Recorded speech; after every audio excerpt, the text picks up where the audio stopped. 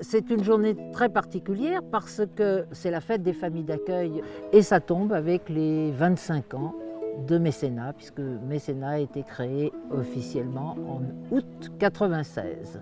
Près de 4000 enfants opérés et cette richesse formidable que l'on voit aujourd'hui qui sont les familles d'accueil. Ce sont des gens formidables de générosité, de cœur, d'attention aux enfants puisqu'ils les gardent quand même chez eux pendant presque 2 mois, 1 mois et demi à 2 mois, puisque ces enfants viennent se faire opérer en France sans leurs parents. Donc ils doivent être accueillis dans des familles d'accueil.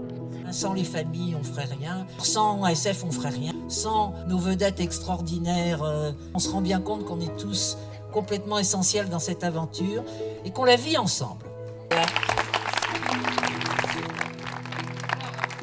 C'est la vedette, Samantha. Je vais te présenter. Grand docteur Issam Kamash, grande navigatrice Sam Davis. Je pense que Mécénat, par son mode de fonctionnement, c'est une famille. La famille Mécénat. À mes yeux, la famille, c'est quelque chose d'absolument essentiel.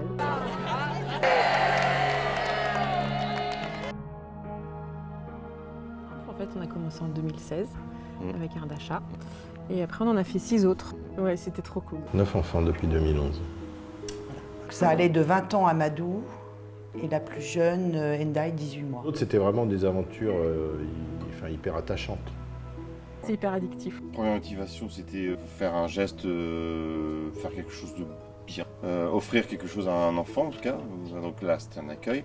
Et on pensait qu'en fait, on allait être utile, sauf qu'en fait, l'accueil, c'est juste l'accueil qui nous a fait un bien fou, quoi. Moi, je ne me verrais pas ne plus faire partie de l'aventure. La chirurgie cardiaque est très chère.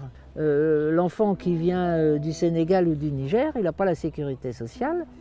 Nous, on a la chance d'avoir notre sécurité sociale, on ne sait pas combien coûtent les soins. Ça nous ramène un peu à pourquoi est-ce qu'on s'était engagé là-dedans. C'est parce qu'une autre fille avait été très malade, qui avait pu bénéficier du système de santé en France, s'en était sortie. Et vraiment, là, on se dit, mais quelle chance. Il est détecté au pays par des cardiopédiatres. Ces médecins nous écrivent en nous envoyant un dossier complet, bien sûr, avec la photo de l'enfant, son mode de vie, l'examen, ce qu'on appelle l'examen clinique de l'enfant, la radio, l'électrocardiogramme, l'échocardiographie, parfois un scanner, tout ce qu'ils peuvent faire pour avancer dans le diagnostic. C'est très impressionnant. Il y a un large trou entre les 2 ventricules. Donc nous étudions ces dossiers. Nous acceptons les enfants en disant, ben voilà, tel urgent, pressé, pas pressé, etc. À quel endroit il va être opéré. Et à ce moment-là, notre petite équipe prépare l'organisation du voyage, des autorisations. Ça demande du travail. Et ensuite, on reçoit un petit dossier tout joli avec une photo. C'est-à-dire qu'à partir du moment où il y a une photo, on se dit « Waouh, ça y est, cet enfant va rentrer dans notre vie. » quoi. Ouais. On connaît pas grand-chose. Hein. On sait s'il parle français ou pas. Et puis on prépare la maison, on prépare les chambres, on récupère des habits. On sait quand même ce minimum vital qui nous permet de les accueillir dans de bonnes conditions. L'enfant arrive, il est accueilli à l'aéroport par sa famille d'accueil. Vous ne la connaissiez pas? Vous l'aviez vue qu'en photo? Je m'appelle Anne. Et Daniel. Tu as fait un beau voyage? Ça s'est bien passé dans l'avion? On va bien, Sophie. Grande émotion. Grosse émotion.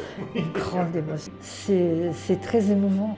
C'est très excitant parce que déjà, on essaie de repérer la veste bleue du convoyeur. Puis après, on regarde si l'enfant marche ou pas. Et puis généralement, ils sont tout timides.